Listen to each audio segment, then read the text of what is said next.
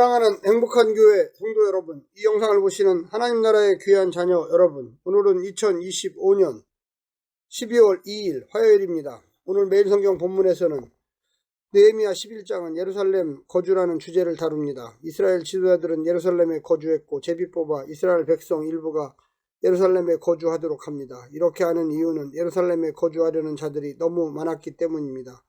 오히려 예루살렘은 사람이 살기 어려운 곳이었기 때문에 사람들은 예루살렘에 거주하기를 기피했습니다.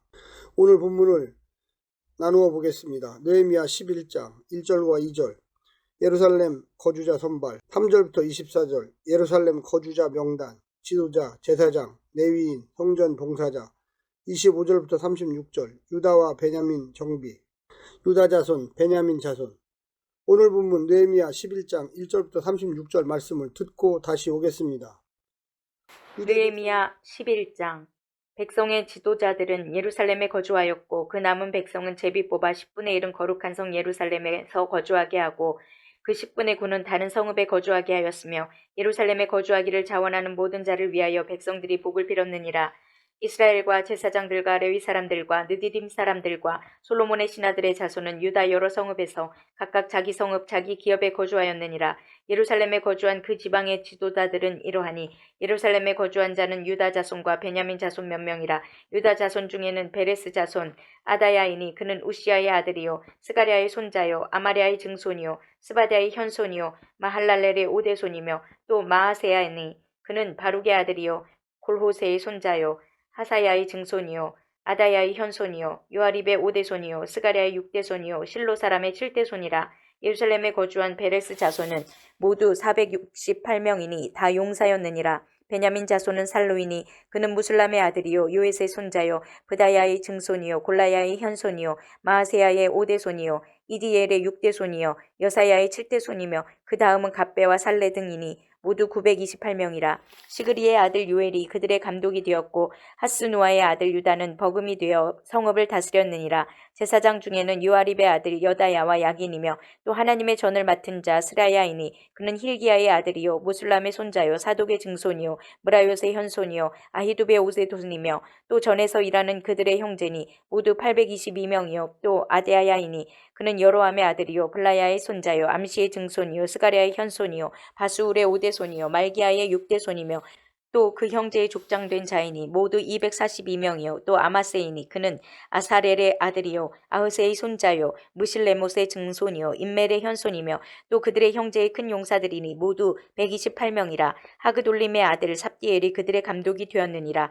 레위 사람 중에는 스마야이니 그는 핫숲의 아들이요 아스리감의 손자요 하사비아의 증손이요 분니의 현손이며 또 레위 사람의 족장 삽부대와 요사바지니 그들은 하나님의 전 바깥딜을 맡았고 또 아삽의 증손 삽디의 손자 미가의 아들 마따냐이니 그는 기도할 때에 감사하는 말씀을 인도하는 자가 되었고 형제 중에 박부가가 버금이 되었으며 또 여두둔의 증손 갈랄의 손자 삼무아의 아들 압단이 거룩한 성의 레위 사람은 모두 284명이었느니라. 성 문지기는 악국과 달몬과 그 형제이니 모두 172명이며 그 나머지 이스라엘 백성과 제사장과 레위 사람은 유다 모든 성읍에 흩어져 각각 자기 기업에 살았고 느디님 사람은 오벨에 거주하니 시아와 기스바가 그들의 책임자가 되었느니라. 노래하는 자들인 아삽 자손 중 미가의 현손 마따냐의 증손 하샤바의 손자 바니의 아들 우시는 예루살렘에 거주하는 레위 사람의 감독이 되어 하나님의 전 일을 맡아 다스렸으니 이는 왕의 명령대로 노래하는 자들에게 날마다 할 일을 정해주었기 때문이며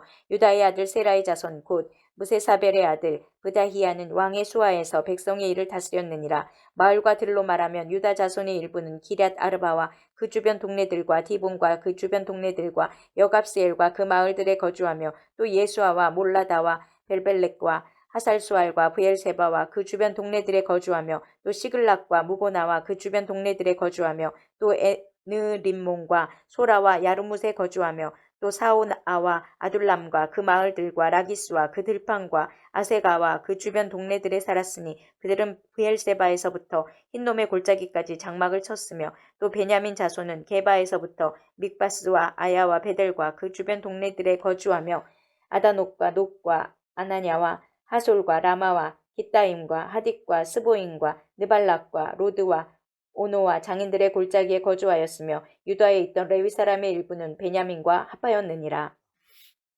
유대 백성이 바벨론에서 이스라엘로 귀환했지만 그들은 어디에 정착했을까요? 7장 73절은 온 이스라엘 자손이 다 자기들의 성읍에 거주했다고 서술합니다.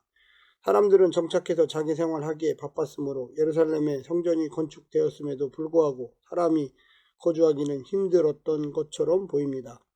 이에 느헤미야는 특단의 조치를 취합니다. 그는 유대 지도자들을 예루살렘에 거주하게 하고 귀환한 백성 중 일부를 제비 뽑아 예루살렘에 거주하도록 합니다. 특히 여기에 제사장과 레위인 같은 종교 지도자들이 거주하게 되었음을 묘사합니다. 이어서 유다 자손뿐만 아니라 베냐민 자손이 주요 거주민으로 언급되었습니다.